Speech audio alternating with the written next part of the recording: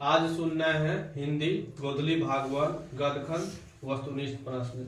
अभी तक हम सुन लिए हैं आप लोगों से कहानी का प्लॉट, है ना, भारत का पुरातन विद्यापीठ नालंदा, ग्राम गीत का, है ना।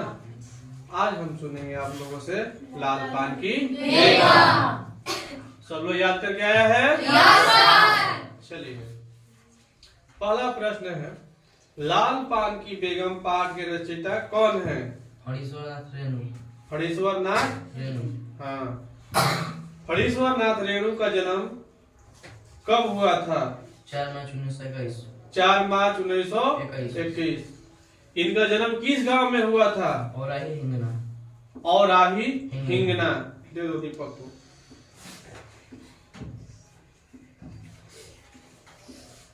दीपक बताइए, उनका जन्म किस जिले में हुआ था? अररिया। अररिया। उनकी प्रारंभिक शिक्षा कहाँ से हुई थी? गढ़बनौली, सिमरबनी, अररिया। गुड, सही है। कौन कौन? गढ़बनौली, सिमरबनी और अररिया। उनकी माध्यमिक शिक्षा नेपाल के किस आदर्श विश्वविद्यालय में हुई? विराटनगर। रेणु ने किस वर्ष स्वतंत्रता संग्राम में प्रमुख सेनानी की भूमिका निभाई? 1942 ईस्वी में। 1942 ईस्वी में। किस वर्ष नेपाल जनता को राजशाही के दमन और अत्याचारों से मुक्ति के लिए रेणु जी ने सक्रिय योगदान दिया? 1950 ईस्वी में।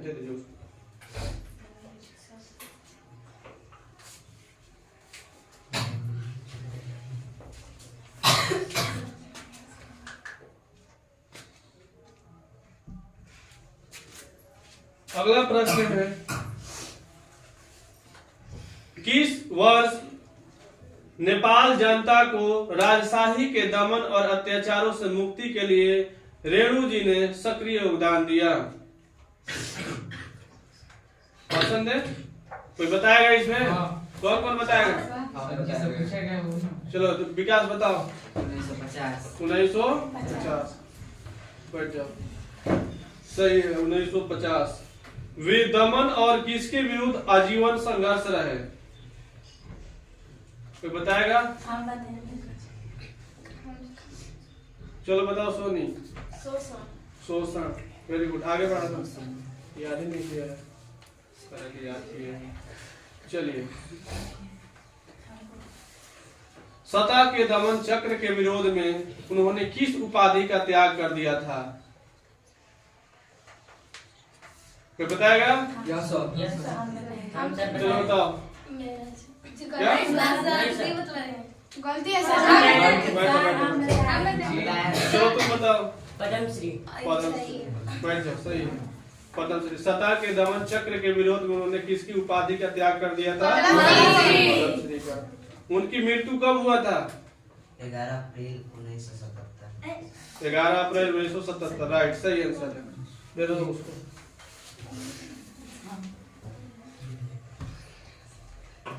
उनकी प्रमुख कृतियां कौन सी है? लाल पान की प्रमुख कृतियां कौन सी है? कौन बताएगा? हम बताएंगे सर।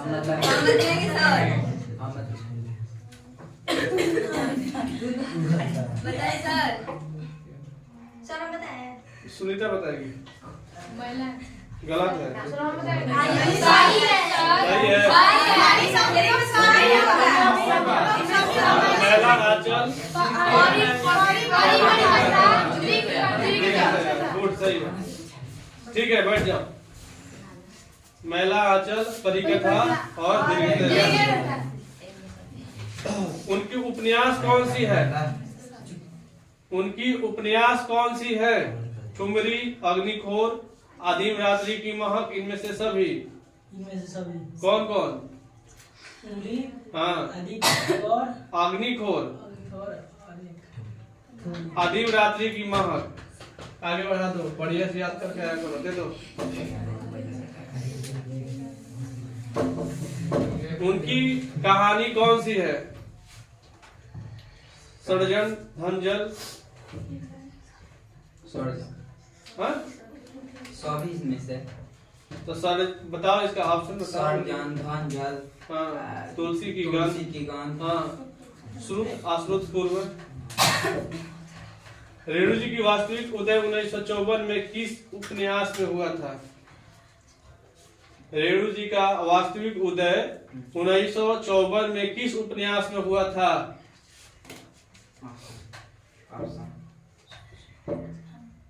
मैला आंचल। मैला चल चलो, ठीक, दे दो आगे। अच्छे से याद किया कर दो प्रश्न पूछा रहा है हर विद्यार्थी से, आप लोग को बताना चाहिए, दोनों में दोनों सही करना चाहिए। चलिए बताइए, उनकी पहली कहानी बरबावा किस वर्ष साप्ताहिक विश्वामित्र में छप चुकी थी? 1936। गुड। देश के स्वतंत्र हो जाने के बाद नेताओं और कार्यकर्ताओं का ध्यान कहाँ गया? बिरजू की माँ ऑप्शन दे दो, दीजिए, रुक जाइए। ग्रामोत्थान की ओर, शहर की ओर, गांव की ओर, इनमें से कोई नहीं। ग्रामोत्थान की ओर, शहर की ओर, गांव की ओर, इनमें से कोई नहीं। याद ही नहीं है। ग्रामोत्थान की ओर। चलो आगे देखो। वीडियो देख ली कौन देखना। लाल पान की बेगम कौन सी परिवेश की कहानी है? गलत है। कौन बताएगा? चलो बताओ रिया। गलत है। बताओ तुम बताओ। ग्रामीण सही है। ग्रामीण ग्रामीण ठीक है। नेक्स्ट बैठ जाइए। अगला जो प्रश्न है, नाच देखने दिखाने के बहाने कहानीकार ने ग्रामीण जीवन के कौन सा रंग रंगे का संवेदना प्रकट किया है? अनेक, लाल, हरा, पीला। अनेक सही है, दे दो। हमारी पाठ्य पुस्तक में रेणु किस वर्ष कहानी में शामिल है? हमारी पाठ्य पुस्तक में रेणु किस शीर्षक कहानी में शामिल है? ऑप्शन है लाल पान की बेगम, मैला आंचल, जुलूस, ग्राम गीत का मर्म। लाल पान की बेगम। लाल पान की बेगम किसे कहा गया है? बिरजू का बाप, मांगटी के, बिरजू की माँ, इनमें से कोई नहीं। बिरजू की गलत है।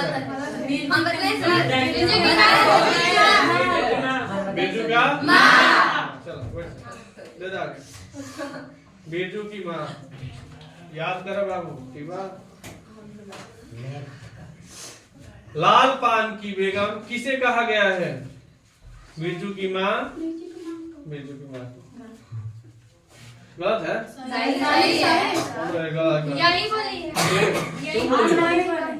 गलत है कि सही है? बिरजू की माँ के नहीं कहा गया। लाल पान की बेगम कहानी का मुख्य पात्र क्या है? बिरजू के बाप, बिरजू के माँ, बेगम, लाल पान। गलत है। तो आप बिरजू के माँ ही नहीं है। तो आप बिरजू के माँ ही नहीं है, बाप बना रही है। लाल पान की बेगम कहानी का मुख्य पात्र क्या है? बिरजू के बाप। ठीक है, दे दो।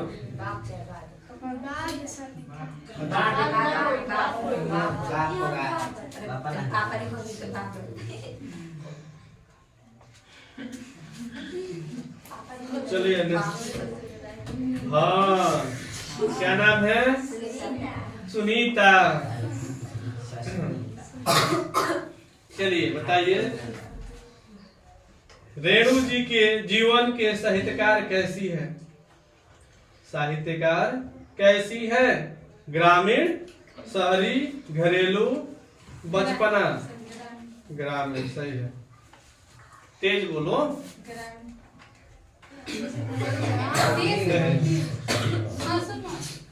हंसते। चलिए आगे प्रश्न। लाल पान की बेगम एक कैसी कहानी है? क्या बोल रही हो? लाल पान की बेगम एक कैसी कहानी है? गलत है। ऑप्शन आंचलिक, चंचलिक, चंचल, कंचन। आंचलिक। दे दो। बैठ जा। कौन सी कहानी हमारी बेगम मन पसंद है? कौन सी कहानी हमारी बेगम मन पसंद है? क्या? लाल पान की बेगम। लाल पान की बेगम। बिरजू की माँ ने क्या भरकर मीठी रोटी बनाई? शकरकंद है ना, शकरकंद बनाए ना। पहले पढ़ लो शकरकंद। आलू जैसे। बिरजू की माँ के माथे पर किस चीज की चांदनी शोभती है? मंगती का। बिरजू की माँ के माथे पर किस चीज की चांदनी शोभती है? मंगती। चंपिया बिरजू की कौन थी? बहन थी। बहन थी, सही है। मालूम नहीं था।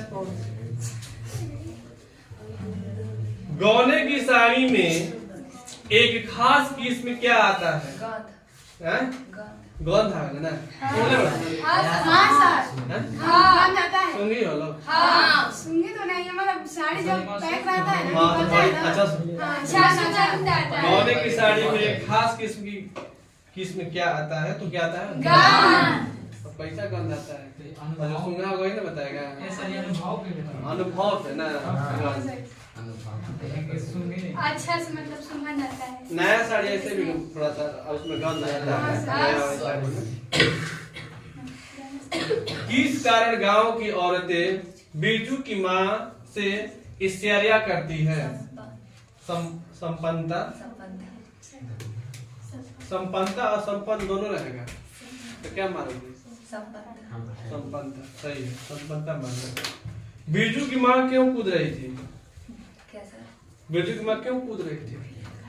पिता की गाड़ी न लाने पे। पिता के गाड़ी लेकर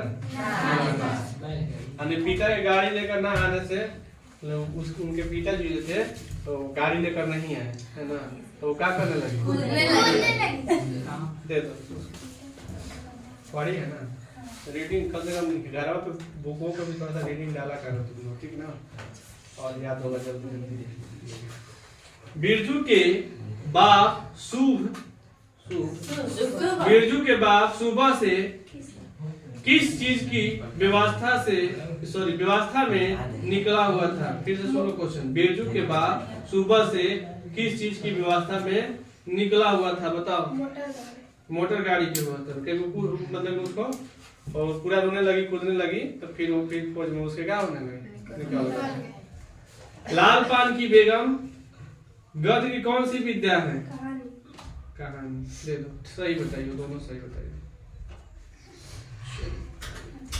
बिरजू की माँ के आराध्य देव कौन थे? भोला बाबा। चंपिया और बिरजू किस संबंध से आपस में जुड़े हुए हैं? चचेरे भाई बहन। चचेरे भाई बहन के। देखो दोनों सही है।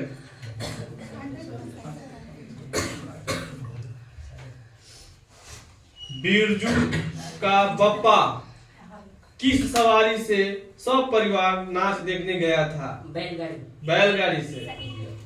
बहुत बढ़िया। चपिया और बिरजू किस संबंध से आपस में जुड़े हुए हैं? चपिया की चंपिया। चंपिया और बिरजू किस संबंध से आपस में जुड़े हुए हैं? चचेरे भाई बहन के। चलिए दो पूछ लिए। दे दीजिए, दोनों सही बताए। बिरजू की माँ अपने पति को किस रूप में समझती है? गोबर गणेश के रूप में। गोबर गणेश के रूप में। बिरजू की माँ अपने पति को किस रूप में समझा? समझती है। अच्छा समझती है। बिरजू की माँ अपने पति को किस रूप में समझती है? गोबर गणेश। ऐसे पढ़ा तारो ऐसा ही गोबर गणेश वाला हाल बुझाइल बड़ा मन लगा देखा कोई कार किस रूप में समझती है? गोबर गणेश के रूप में। लाल पान की बेगम कौन सा आभूषण पहनकर नाच देखने गई थी? हाँ? मंगटी क्या? लाल पान की बेगम सुन लो क्वेश्चन। लाल पान की बेगम कौन सा आभूषण पहनकर नाच देखने गई थी?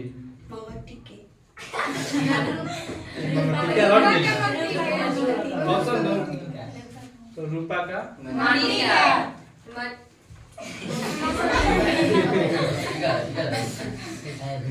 फणीश्वर नाथ रेणु किस रूप में विशेष ख्यात है? कौन बताएगा?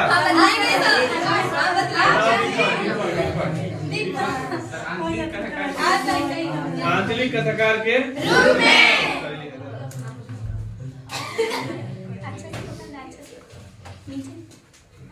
चलिए टोले मोहल्ले के लोग बिरजू की माँ को क्या कहते हैं? लाल पान की बेगम। लाल पान की बेगम सही बताइए। चपिया बिरजू की कौन थी? चपिया की चंपिया? बार बार चपिया कहे कह रहे हैं? बुलवाने के लिए कह रहे हैं। चंपिया बिरजू की कौन थी? बहन। गौने की साड़ी में एक खास किस्म के गंध क्या था? गंध। सही बता रहे हो, याद की है ना? मेहनत की है। कौन सी कहानी हमारी बेगम को मन पसंद है? लाल पान की। काला पान की नहीं ना? लाल पान की बेगम कौन सी परिवेश की कहानी है? ग्रामीण। अरे ग्रामीण शहरी दोनों व्यवस्था का करो। कौन मन? ग्रामीण।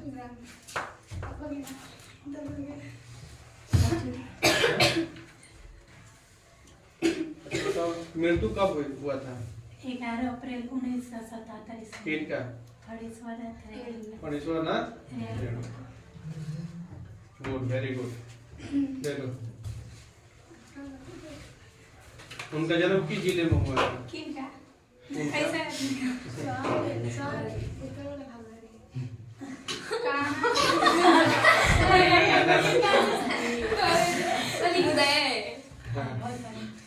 देखिए कोई नहीं करनी।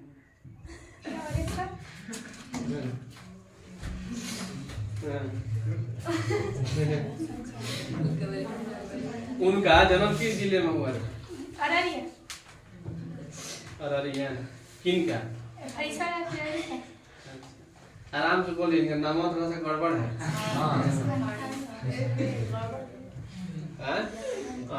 कितना लोग पढ़ने में नहीं आता है, उल्टा पुल्टा बोल रहे हैं। चलिए उनकी मृत्यु कब हुआ था? 11 अप्रैल 1977। वे दमन और किसके विरुद्ध आजीवन संघर्ष रहे? गुड, याद किए।